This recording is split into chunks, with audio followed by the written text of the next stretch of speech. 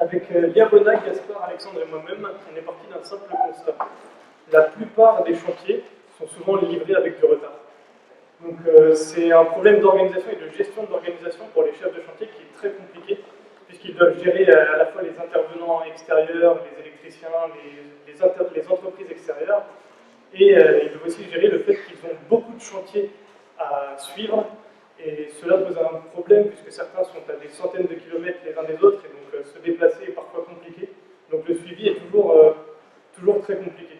Donc aujourd'hui, ce qui existe, ce sont plusieurs outils de gestion qui sont utilisés indépendamment.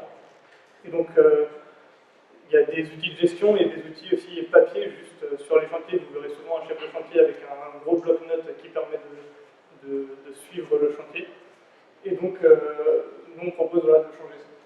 Voilà, comme vous l'avez compris, c'est à peu près les problématiques qu'on va essayer de régler avec notre logiciel. Donc, notre logiciel va s'orienter sur deux axes principaux. Un premier qui sera plutôt sur de la gestion plus proche de l'entreprise, donc à travers par exemple la gestion des heures des employés, ou par exemple le coût des matériaux qui sont utilisés.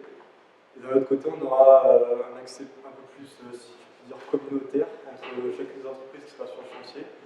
Et où là, par exemple, on pourra avoir un gant qui nous permettra de suivre l'avancée de chacune des parties du chantier, par exemple la maçonnerie, le fait de mettre, par exemple, le plombier ou l'électricien. Donc voilà, c'est à peu près sur ça qu'on s'axe. Et pour faire, on est en contact avec différentes entreprises du bâtiment, et notamment des entreprises qui nous permettent d'avoir un certain feedback et nous permettent de définir des besoins sur tout simplement ce qu'ils ont eux comme envie sur le logiciel, on va dire. Donc voilà, c'est ça qui est intéressant sur notre projet.